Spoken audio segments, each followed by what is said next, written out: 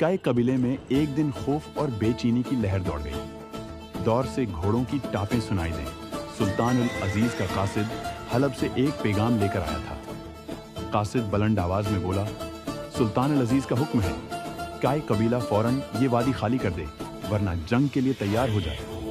ये सुनते ही कबीले में सुनाटा छा गया। सुलेमान शाह के खेमे में जरगा बैठा। अर्तुगरुल आगे बढ़कर बोला, हम जंग नहीं चाहते, लेकिन अगर कोई जुल्म हमारे दरवाजे पर आएगा तो हम खामोश नहीं बैठेंगे। मैं खुद हलब जाऊंगा, शायद सुल्तान से बात बन जाए। अर्तुगरुल अपने भाई गिंदुगदो के साथ हलब के लिए रवाना हुआ।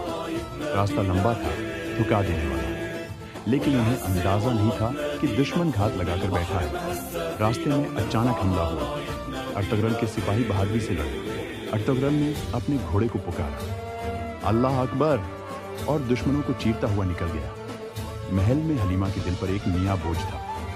इसके वालिद शहजादा नामान बेटी के सामने बेबसी से बैठे थे।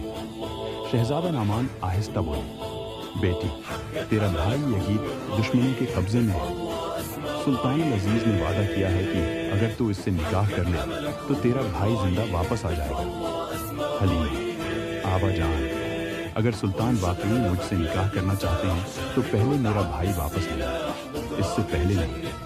महल के वजीर नासिर, जो पहले ही खुदारी के जाल बुन रहा था, मुस्कुराकर बोला, कल तक शहजादा यजीद हलब पहुंच जाएगा और निकाह की तैयारी मुकम्मल हो जाएगी। लेकिन किसी को क्या खबर थी कि उसी लम्हे हलब के दरवाजे पर अर्तुगरुल दाखिल हो चुका है। इसके कदमों तले मट्टी नहीं, आग जल रही थी। अर्तुगरुल को जब पता चला कि हलीमा का निकाह सुल्तान अल अजीज से होने वाला है तो उसकी आंखों के सामने अंधेरा छा गया। जिस मोहब्बत के लिए उसने जान खतरे में डाली, अब वो महल की साजिशों में कैद थी। एक तरफ तुर्गत कैद में तड़प रहा था और दूसरी तरफ हलीमा महल के जंजीरों में जकड़ी हुई थी। अब अर्तुगरुल के सामने दो रास्ते थे, लेकिन अर्तुगरुल गाजी कभी हार नहीं मानता। वो जानता है, जहां ईमान है वहां फतह दौर नहीं।